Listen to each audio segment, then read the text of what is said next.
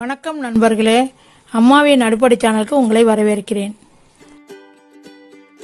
பாதுஷா எப்படி செய்யலாம்னு பார்த்துடலாம். ஒரு பவுல் வச்சுட்டு 50 கிராம் அன்சால்டட் பட்டர் போட்டுக்கலாம்.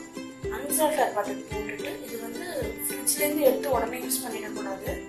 சித்த நாளி ரூம் டெம்பரேச்சரில் வச்சு தான் யூஸ் பண்ணணும். நல்லா கட்டி இல்லாமல் பட்டரை நல்லா பசிஞ்சு எடுத்துக்கணும்.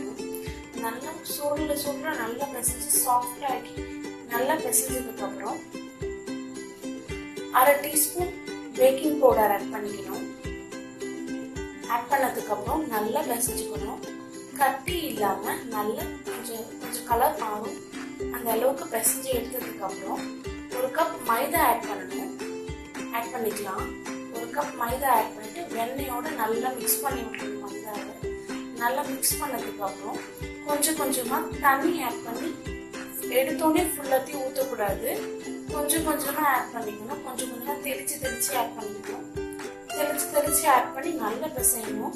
பிசைஞ்சு ஒரு சப்பாத்தி மாவு இல்லைன்னா பூரி மாவு மாதிரி நல்லா பிசைஞ்சு எடுத்துக்கணும். கட்டியா அந்த மாவு வந்து திக்காவும் இல்லாம கொஞ்சம் லூஸாவும் இல்லாம நல்லா சாஃப்டா பிசைஞ்சு எடுத்துக்கணும்.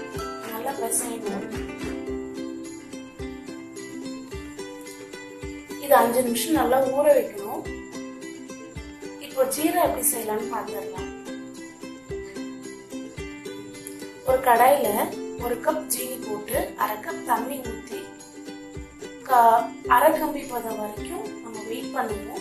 அப்படி தெரியாதவங்க தண்ணியும் ஆட் பண்ணிட்டு 2-3 கொதி வரைக்கும் நம்ம வெயிட் பண்ணலாம். ஆனா கட்டி இல்லாம ஜீனியை நல்லா கிண்டி விடணும். அப்படி கிண்டி விடலன்னா ஜீனி கரிஞ்சு போயிடும்.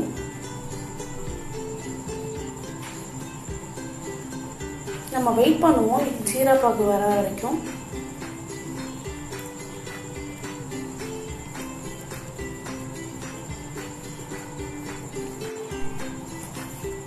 இன்னும் கொதி வரல.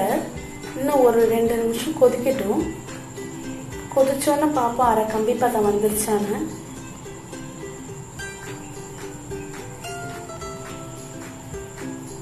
இப்போ வரல, 1/2 கம்பி பதம் வரல. இன்னும் இறக்கிட்டோம் நல்லா. இல்லைன்னா பாதுஷா வந்து மேலே வெள்ளையா படியாது. 1/2 கம்பி பதம் வந்தாதான் படியும். அப்பதான் நான் பாதுஷாக்கு அது டேஸ்டா இருக்கும். இல்லைன்னா தண்ணியா ஆயிடும். இப்போ வந்துருச்சு. இதுதான் பதம் அதுக்கு. இப்போ அடுப்பை ஆஃப் பண்ணிடலாம். டோ நல்லா சாஃப்ட் ஆயிடுச்சு. சாஃப்ட் ஆனதுக்கு அப்புறம் சின்ன பால்ஸா உருட்டி வச்சுக்கலாம். உருட்டி வச்சதுக்கு அப்புறம் இதுக்கு ஷேப் பார்ப்போம்.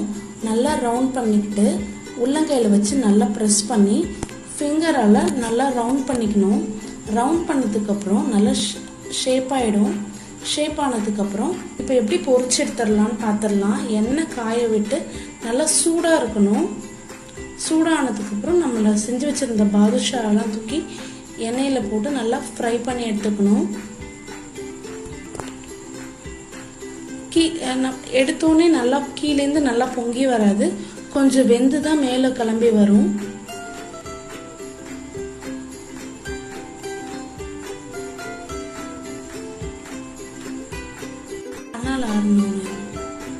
கொஞ்சம் தணல் ஆறணும்னு நம்ம திருப்பி விடலாம்.